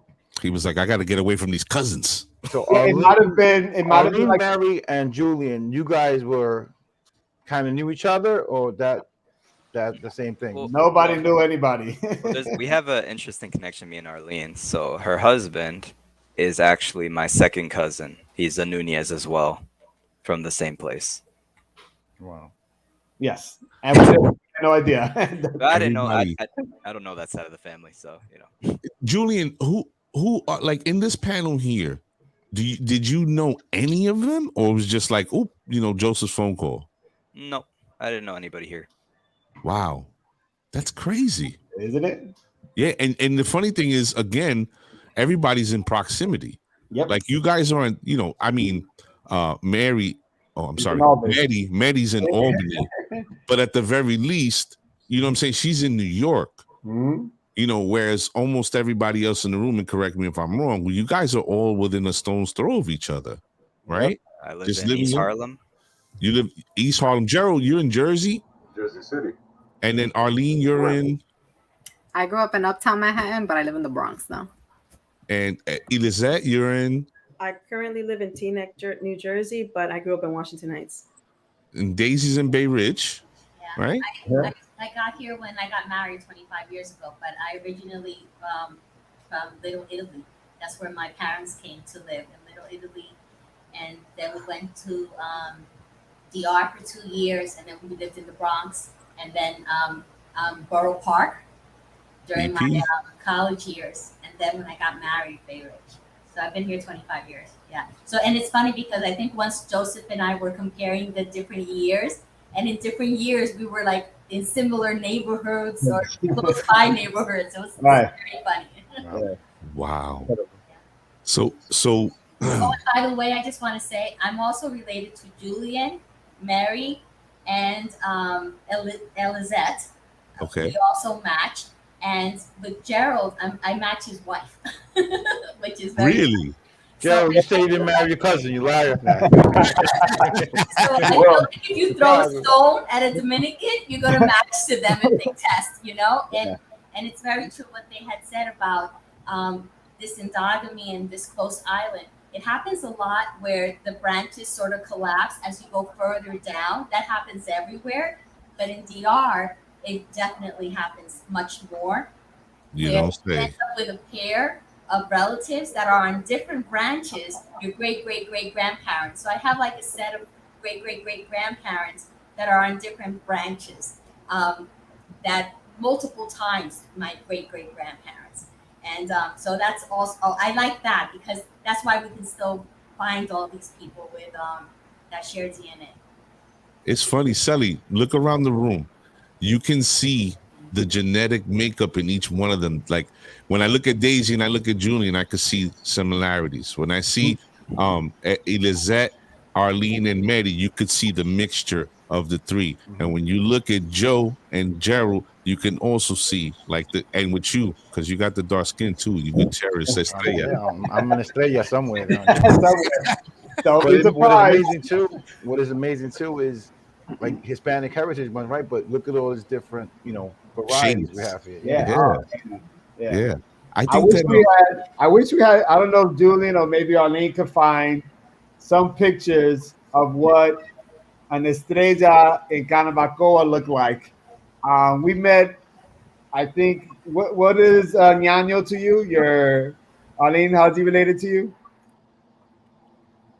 Ñaño. So Ñaño is the nephew of my great grandmother. Right. So we met this man called Maximiliano, Ñaño for short, and we took pictures with him, and he couldn't be any more different than what we look like. It's truly amazing. When we took a picture of him, it felt like we went into a time warp and went back into the past.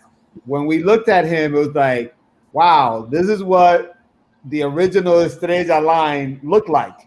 Because when we actually tested him, we did a 23andMe test. And like I told you, I came out 55% European and 35% sub-Saharan African. But Ñaño came out 80% European, and I think he only came out like 8% sub-Saharan African. So we could see within like 2 or 3 generations, and because this branch went off that way, how that admixture totally changed how we phenotypically look. But you could still see what an Estrella might have originally looked like when we went to see Arlene's line, and we also went to see Mary's line from Canabacoa too. And you could see what they look like and how we look like today is night and day when we saw them. It's amazing. I have the photos if you do want to see. Yeah. Put one of the pictures up so we can see. I want to ask, who's here? Everyone here has done the 23andMe? Yeah. And Ancestry. And Ancestry. Okay. Can you each say what your background is? Like what percentages? Yeah. What's your percentage, Daisy? So I'm about 60%, I think it is. I always have to look it up. It's not something that I 1 second.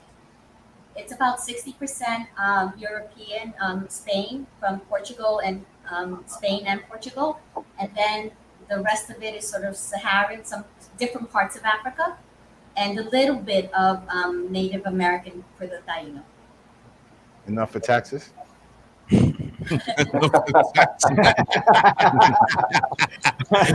Well, interesting enough that you said that, Sally. There were Tainos and I believe Arawaks in North America. So they and Gerald, could you reinforce what I'm saying right now? Could you sort of support that? Yeah, I mean, definitely the Floridian folks Yeah. are related in South, and also they took slaves from Florida into the island of Hispaniola, to the La Vega Real and to different places as well. So yes, there's a lot of back and forth. So that's a picture of Ñaño that we met in Arenoso, Santiago. So his family, that's basically what an Estrella looked like probably since the 1700s all the way up. Very European looking, smaller men. You know, I'm glad that we mixed with some mulattoes, so we got some taller genes. These people the women were like 4'9", and the men were like, I don't know, 5'6". So not a lot of height going on that side of the branch. No wonder that DR basketball team stinks. So it was a great discovery meeting these people as well, and hearing the history and he remembered things from the 1800s that we were just blown away about. You know, they kept such great records. They had a diary. I'll let Arlene speak a little bit about that, because he actually kept a diary. Was it his father's diary, Arlene? His grandfather. Yeah. And I can show his grandfather here. This is the same, his namesake, Maximiliano Estrella. Yeah. So get Arlene, talk about his diary that he kept. All right, so Maximiliano has the diary of my second great grandfather. So in this diary, my second great grandfather it seems and it appears from the records that he was the person that would be sent to la oficialia to like declare births, declare deaths. That's what was his job. And in his little diary, he would write the dates of people when they died, when they were born, people who owed him money. And so that was all there. And, you know, a lot of it was lost, but what remains was pretty much and then like there's some just random entry that talking about like soldiers or the military coming, and that he foresees that bad times were coming. Wow. And Arlene, what's your history? Like in terms of ancestry, I'm like 75% Spanish and Portuguese, and then I have like 13% African, and then other random stuff there, like 6% Native American. Okay. And Mary? Yeah. I know I had to look it up, but mine says about 60% European, which is Spanish, Portuguese. And then I don't know if everybody says the same thing, but mine specifically says from Canary Islands. And then the rest will be 20% Sub-Saharan African, 10% Taino or indigenous. And then I also have North African, 7%. And then I also have like a very small amount of Lebanese. And then the rest is just like percentage that they can't tell you what it is. Right. Unknown stuff. Interesting. Gerald, so when it comes up like Taino in that, is that would be like Puerto Rican also, right? Like, because we would have a lot of Tainos. It attempts to do that. It attempts to do that as best as it can, but it's based on people who are living, who might be descendants of Taino. So there's a little bit of gray water, but it implies yes. At least for the Tainos, the native is 100% as it is, but specifically Taino is what I'm saying. The thing is, Sally, on the Puerto Rican side, normally what I ended up researching is that, and Gerald, of course, could speak to the history of it and why, you tend to have Puerto Ricans tend to have a higher percentage of Taino, indigenous DNA, because of a lot of reasons. Because Puerto Rico is basically just like a garrison; it wasn't populated. So the intermarrying between Spaniards, free people, and Tainos happened more frequently, had a longer amount of time in Puerto Rico, as opposed to the DR, where most of the indigenous people were wiped out or fled or did something. They didn't get to intermarry so much. So most of us, I don't like Mary, since she's half Puerto Rican as well. That's why she's like 10%, while most Dominicans are usually single digits. I don't know how true that might be. From what we found, most of us are in that 4, 5, 6, 7% indigenous. But when we see like my wife, she's like 15%, indigenous, and we find that to be truer on Puerto Ricans who test, that they tend to have more indigenous DNA than on the Dominican side. And most of this I learned from Gerald because of how the colonies were set up and what the history is on each island will change some of the admixture. So that's why it's so great to do this 23andMe, because you're going to see, you get a reading, and then if you contact Gerald and Julian, they'll be able to interpret why that is, like what was going on at that particular time that may cause you to have more of this and less of that in your DNA. So it's, as you guys see, every time Gerald opens his mouth, your jaw drops because he tells you shit that you're like, what? And it's just amazing. And Julian's the same way, and it's like we're like, they just keep amazing us every time that we have something. It's like they come up with something else. I'm like, and it's, this is like factual information. It's not conjecture or anything like that. Like, I think so. My family said this is what it was. It's like, we really try to do our due diligence to keep this as documented as we possibly can, and not leave things up to just family lore or what we heard or somebody said so. Because most of what we heard from my family, as you know, a lot of what you hear is like my grandmother's from Spain or somebody who was recently from Spain. So we hear a lot of the Spaniard kind of stuff. They tend to want to celebrate the Spaniard culture a lot more than they do, the sub-Saharan African and the other mixture. So we had to dispel a lot of that myths that we're like, we've been in the Dominican Republic for 7 generations. So there hasn't been a Spaniard in any recent history that you could think of that you will remember, because because of Julian's and these dispensations, we know these people have been marrying in Dominican Republic, have been marrying the Catholic Church for 7 generations since the 1700s, mid 1700s. So we know we've been there for over 300 years. So they can't be a Spaniard that just came, like your grandmother couldn't be Spaniard. That's not happening. You know what I'm saying? But not only that, Joe, it shows up on the end result, because it's like I was saying, if you look at the ladies in the room, you can see the variations, right? Yeah. And then you look between the gentlemen, you can see the variations. It's sort of like a rainbow of color. Yeah. So like in at my father's side, my grandfather looks like a Ohulio. He looks like a Hasidic Jew. If you saw him, but he was real tall. Right. My abuela Gloria, they're both not with us anymore. My abuela Gloria is darker than you and Sally and Gerald put together. Right.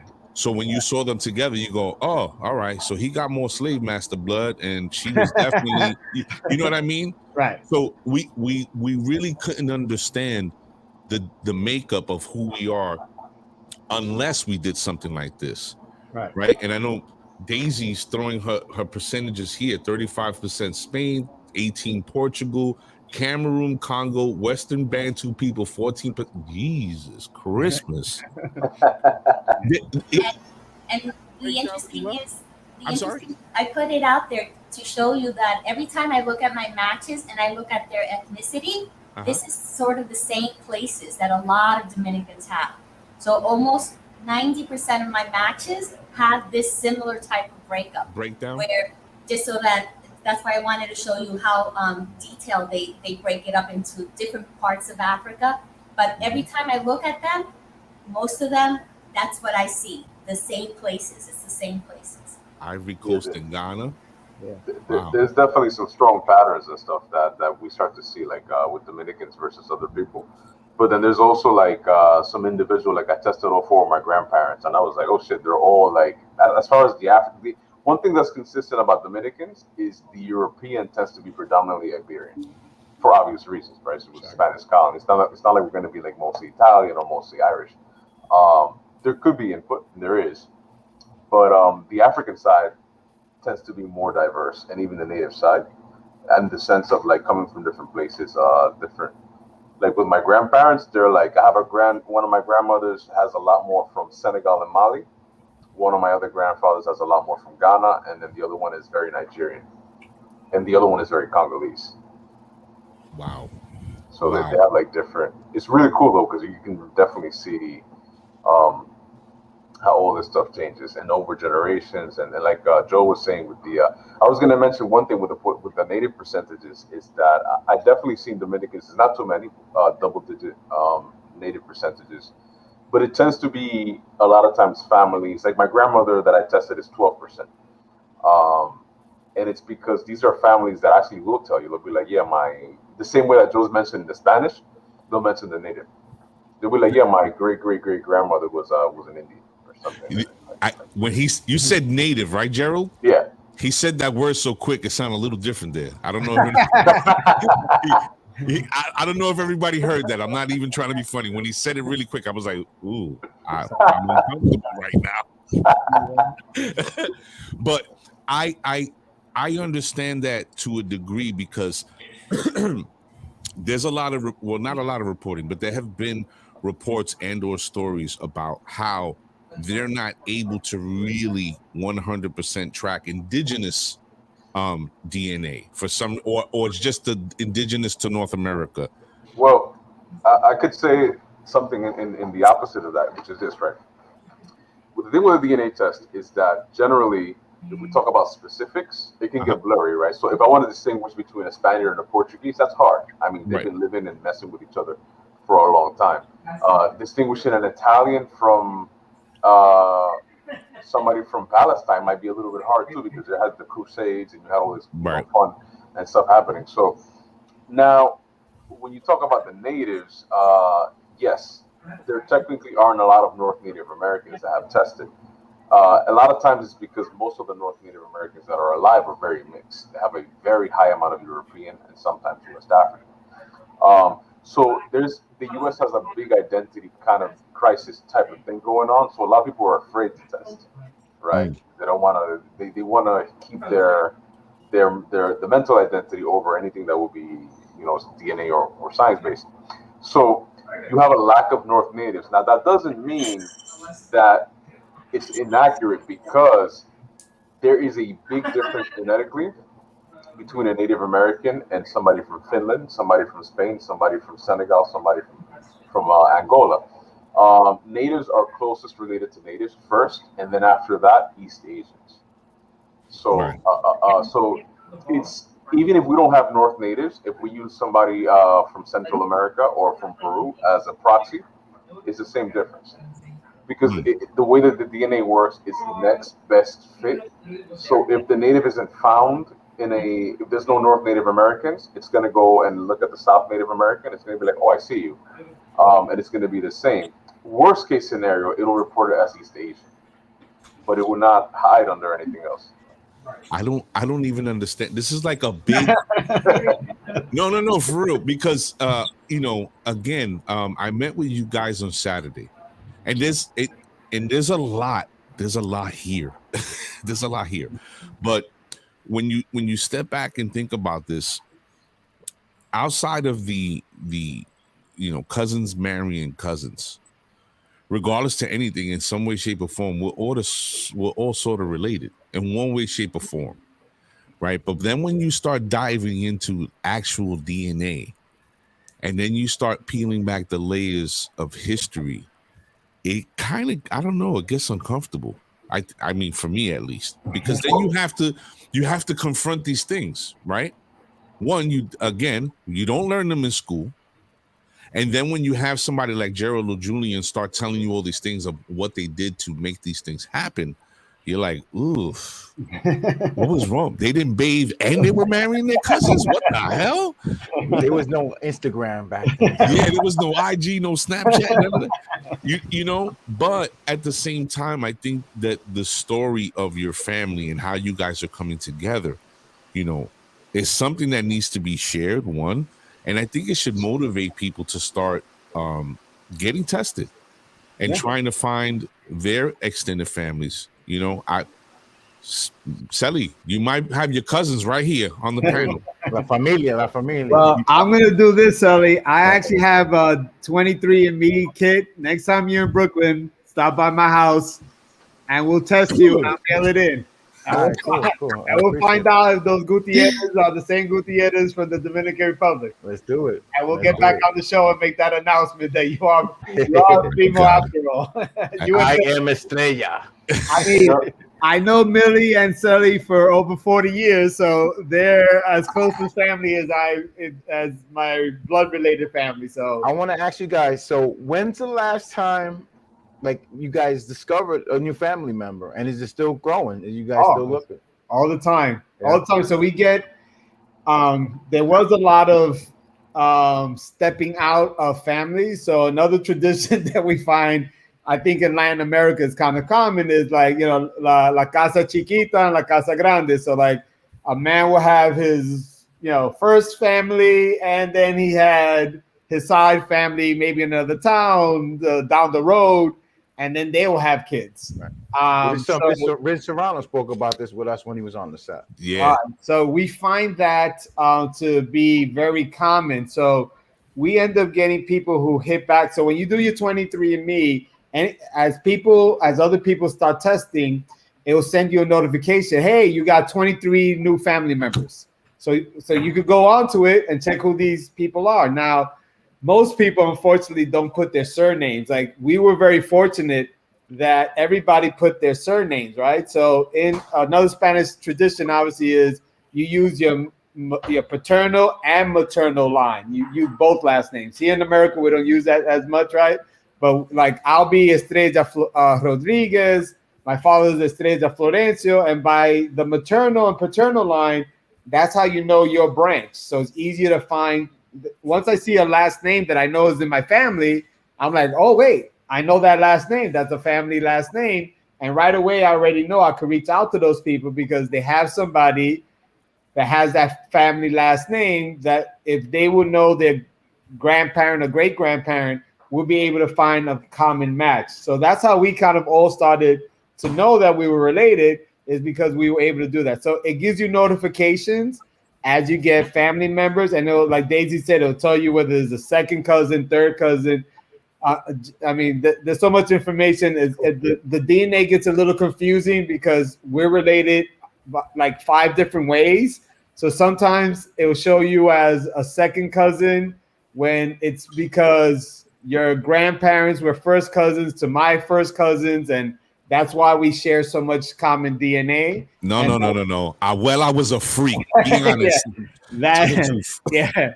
So we have that kind of stuff. So that's why when we find things, we kind of filter it through Gerald and Julian, because they could better tell us why this is occurring. So like in the case of Daisy and myself, when Daisy took it, she came out a second cousin to me. Then when she tested her mother came out as a first cousin to me. And I'm like, how could this possibly be? She's my first cousin. There's no way. I know. So I called Daisy because I didn't know Daisy's mother's name. And I'm like, who's this lady? She goes, that's my mother. I'm like, but she's coming out my first cousin. How could that be? I know my uncle. He has no kids. I was like, how old is your mother? And she told me her age. I said, there's no way, because my uncle's, you know, he would have had her at 8 years old. So I was like, this can't be it.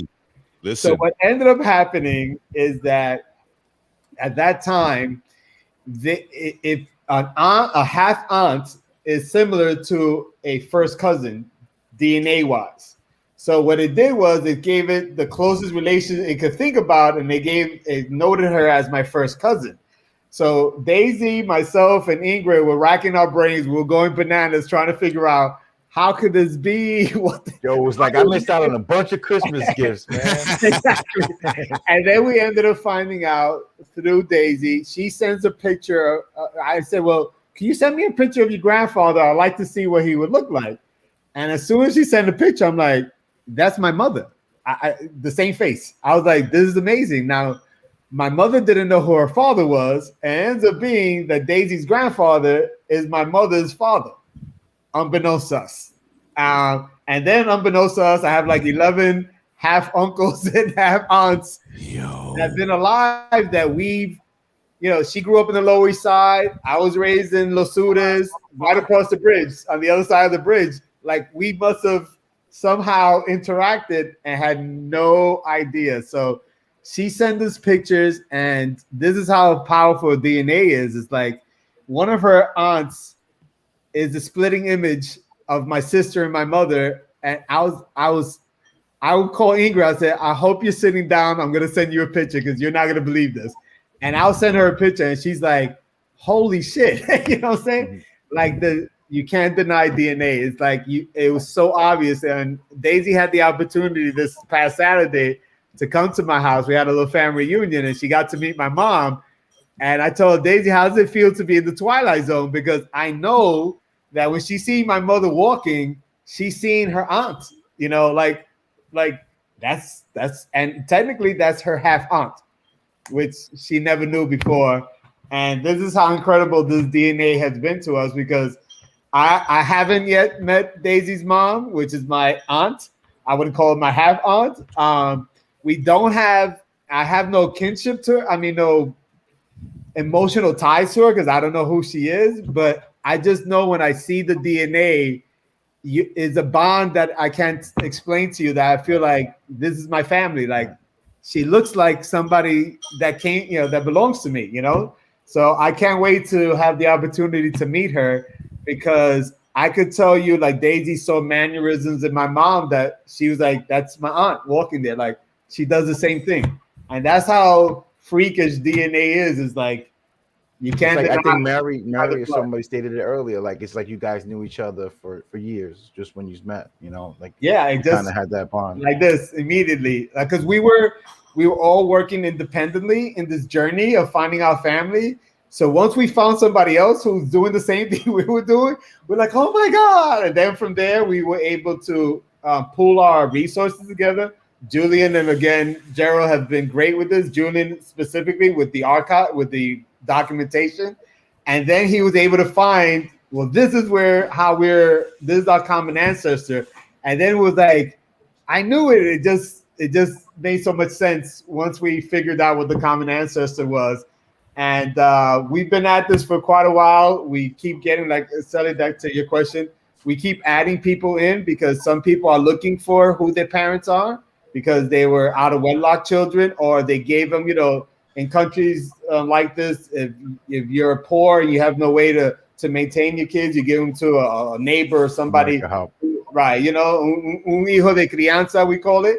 And then they end up finding out that these parents weren't technically their biological parents, and they took this DNA, and then we become related to them, but we don't know them from a hole in the wall, but they're second or third cousins, and we're like, all right, so we've been trying to help people find their biological parents while we're trying to do this as well. So it's been a great journey. One of our cousins who's not on here, Anna, Julian we were able to all pull her in, but Julian ended up finding out how we were related and who our parents were. So it's our grandparents were, or great grandparents. I forgot which one it was. So that was a great discovery. So we make these kind of discoveries. We're on a family messenger, and Daisy's there doing triangulations at 3 o'clock in the morning. Like, oh, this is how we're related. We have 2% chromosome on this thing. It's 3 o'clock in the morning. I'm like, these people are having these conversations like 3 o'clock in the morning. But once you get in this, I'm going to tell you, it's addictive, because you end up finding out so much information. And the more you learn, and especially if you sit with Gerald and Julian, the more you learn, the more you want to learn. And then you start connecting to all these people, and you're like, this is just, it's amazing. And you might connect to somebody that lived in 61st and 54th on the ground level. They're like, wait a minute. Don't even say that. I don't want to find out I'm related to anybody on that day. Yeah, to Batmite, you'd be related to something like that, you know what I'm saying? Shout out to Batmite, nothing wrong with being related to Batmite. Julian, do you have any kids? Do you have any children, Julian? No, I am a young boy. Yeah, Julian's only 24. How old are you, Julian? I'm 23. Bro, you're a late bloomer. We Latinos, we have kids out, in high school. What's wrong with you? Well, Mira. my family has kids very late. Oh, okay. Keep Okay. practicing, like Gerald would say. Yeah. Don't leave the cousins alone. My Yeah, I grandfather think. was actually born 99 years before I was born. What? Yeah. Wow. I think he's traumatized. He's like, I don't trust none of you. You related That's to me, damn it. yeah, definitely. He goes on a date with a 23andMe. Oh, I gotta make sure you ain't my cousin. Wow. You'd be surprised. But listen, ladies and gentlemen, if you're just joining the show, there is listen, you're out of luck right now. I'm gonna say that.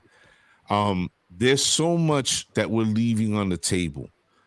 And Julian has more, like his slides, he has 16 slides. We got through like 4, right? Gerald is a walking, talking historian. This guy is a library in and of itself, right? And then we have Elizette, Daisy, Arlene, and Maddie all here. And Like Ingrid lost the Wi-Fi. Yeah, Ingrid, she did out on us. You know, there's so much here that we could explore and continue. We can go on for another 3 hours easily, Easy. right? But we're gonna cut it short here, okay? What I want to say to everybody watching the show and to everybody in the room, you have to start looking outwardly, right? And you have to start remembering, 1, who you are, 2, who your family members are, and try to find them, right? And even if mommy or papi was doing some dirt, it doesn't matter, because you're still family. And at the end of the day, you know, you might find a drunk cousin, or you might find a female cousin who's a scholar, who's, you know, a scientist, or you never know what you're gonna get, but you will find family. So I think I don't know, Sel. I think I'm gonna jump down this rabbit hole, you know, and go get tested and see what happens. See Joe's gonna take. Yeah, I got you. If Gerald, Ernest, if Gerald and Julian wouldn't mind giving up their emails so you guys can have it. So if anybody in your audience gets tested and they want any help interpreting what the results are, or even helping them and I'm speaking for you guys because they don't say no, but or even helping guiding them down the archives and where to look. If Puerto Rico is a lot easier because of the U.S. colony, so the census is a lot easier to find records. I'm right, Julian, on that part? More recently, yes. It's more recently, because there's census reports on the Dominican side, and other countries a little sketchier. But if they could send that information, so your audience, if anybody actually is interested in taking their 23andMe, they may come back related to us, and we'll get a notification that they're related to us. Or if anything, they could contact Julian and or Gerald for any kind of. Daisy's also very, very helpful. She's become a student of genetics in a way that I'm like, that's way too much DNA thing for me to do. So if you guys don't mind sharing your email information, just in case there's somebody listening today that wants to get tested, they could have somebody to reach out to, because we didn't know any of this. We all learning as we going. So it'd be great if we could help another person get a head start on this. Everybody in the room, I just posted the set Gmail. I have Gerald's email, and I believe I have Julian's as well. So anybody who wishes to learn more, just reach out, send me an email. I'll make the connection, and you guys can, explore this journey together. I first and foremost want to say thank you to everybody in the room. Again, I know there's a lot that we're leaving on the table, but being respectful of time. I'm surprised Sully hasn't run away to go watch a football game or something. No game tonight. No game. See, look, no wonder he's so calm. But I also want to say thank you to each and every one of you for being patient and sitting here and sharing your time with us. This was an amazing story.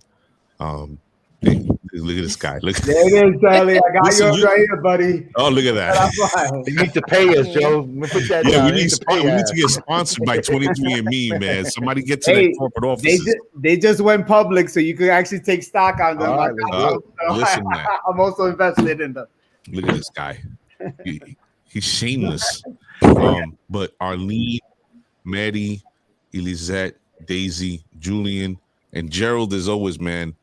Julian, we definitely have to have another conversation. I think you and Gerald, we should have a conversation at a later date and try to come up with something, because I know that you guys, I think we can definitely have a show just with you two. Yeah. Do some background stuff. But I really appreciate you guys coming on and doing what you do as always. And ladies, I really appreciate your patience. I know it's not easy sitting in front of a camera and you got to get camera ready. And, you know, I really appreciate you guys giving up your time.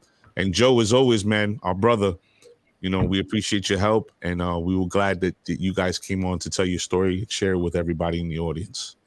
Thank you, right? Of course. Thank you guys. And if anybody liked what they saw today, please subscribe to the channel. There you go. 6145. We education and entertainment. We bring it all. We do everything. So without further ado, we're gonna close out the show. I thank everybody for coming and being patient with us and staying on for 2 hours. Salute to my brother, Mr. Benny De Leon of Waterworks down in Florida. And yeah, I guess we're gonna close out the show now. Sally, we're gonna do it different. We're not gonna tuck everybody away. We're just gonna go from here. All right. Next week, thank you guys. We gotta chop it up. Thank you. With Kalia Clark. So check us out.